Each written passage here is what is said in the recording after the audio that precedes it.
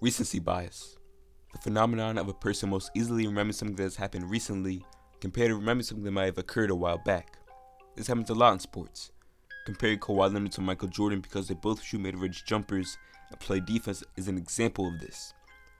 Giannis Antetokounmpo was leading the Milwaukee Bucks to an all-time record, pushing 70 games and hoping to push past the wall they had in the 2019 playoffs, getting stopped in their tracks by the Toronto Raptors and Kawhi Leonard, neutralizing Giannis Antetokounmpo at points in that series. But this season, putting up 30, 14, and 6 a game with a steal and a block a game, Giannis is a man on a mission. He's the leading MVP candidate with having a legit candidacy for the Defensive Player of the Year for Milwaukee Bucks also. The most dominant player in the NBA with his terrifying paint presence. There's nothing you could do with him down there. An elite combination of athleticism and skill. We've heard so many people ask the question, what if the Greek Freak had a jumper? He isn't super consistent with it, but he's shooting 31% from 3 on 5 attempts per game this season. Not great, but his work ethic and obsession with improvement will only put the league more on notice than it already is. Most people have Giannis as the most valuable player in the league this season. Not many people are questioning that the award is his. Who else is really up there with Giannis in the MVP conversation for the 2019-20 season? The Western Conference features the Los Angeles Lakers with LeBron James and Anthony Davis as a dynamic duo in LA. The MVP debate up to this point has been Giannis Antetokounmpo versus LeBron James, the Greek Freak versus the King. We've seen guys like Luka Doncic and James Harden in the race towards the beginning of the season, but the race has really boiled down to LeBron and Giannis.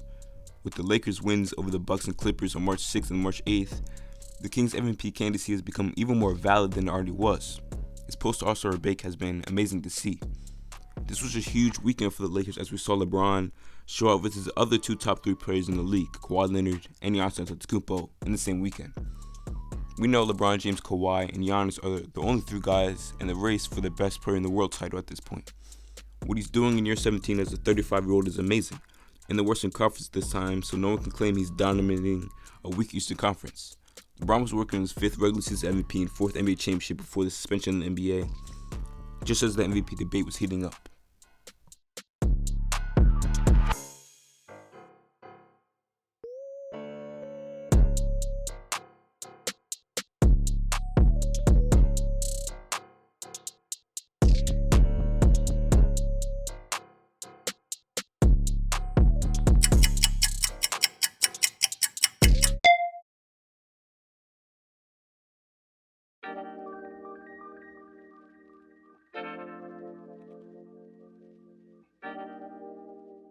Now to go a bit younger, let's look at Ja Morant.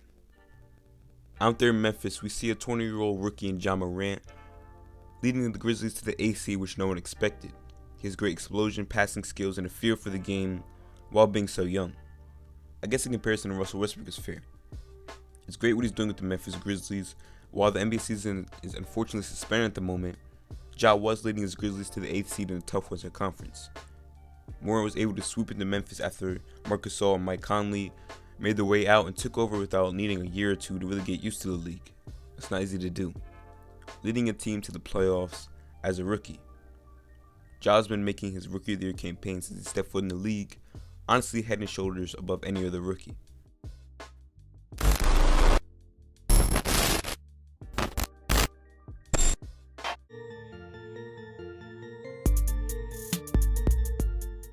Zion Williamson. Zion has definitely made his case for Rookie of the Year, really helping the New Orleans Pelicans to push for the 8th seed right under Morant's Grizzlies. Veterans who have been in the league for years have trouble stopping a 19-year-old in Williamson. They can't hang with him physically. He's just too strong. 6'6" and around 280 pounds at the power forward position. We've never seen anything like this. Can jump at the gym and has the physical tools to become a very good defender with how big he is. We see Zion with Brandon Ingram, Lonzo Ball, and a Pelicans team who can compete for years with all of their young talent. Right off of his knee injury, Zion popped out with a crazy 4th quarter stretch of 17 points in 3 minutes versus San Antonio Spurs in his first ever NBA game. Zion is the truth and he's only going to get better, obviously being under 20 years old. Watch out for Zion.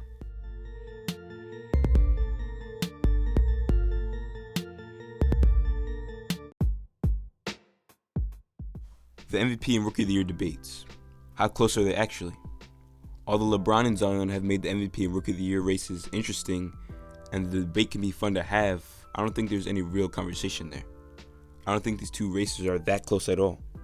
When you're talking NBA awards, you have to look at the whole season, not just a certain stretch of games. Giannis has been a consistent MVP candidate since day one. Like I said, pushing 70 games with eye-popping numbers, with no real second star by his side.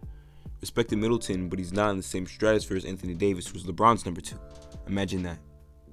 Just because LeBron had a stretch after the All-Star break where he was the leading MVP candidate, that doesn't leapfrog him ahead of Giannis Antetokounmpo, who's been consistent the whole season.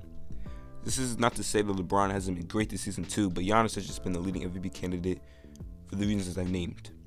This is similar to last year where people were giving James Harden a pat on the back for turning the Rockets around from being 11 to 14. But make sure not to fault Giannis for keeping the Bucks consistent.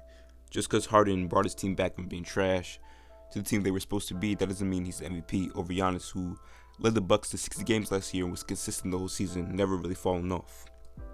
Same with Zion. The 19 games he played were incredible this season, but again, a certain stretch of games doesn't make you the leading candidate.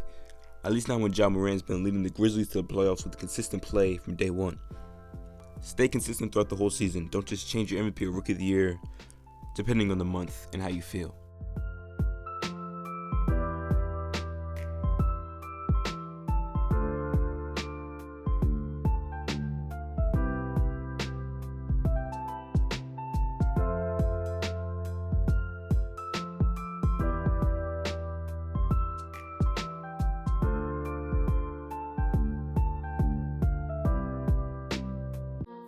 In conclusion, I don't think the MVP and Rookie of the Year debates are really much of a debate at all.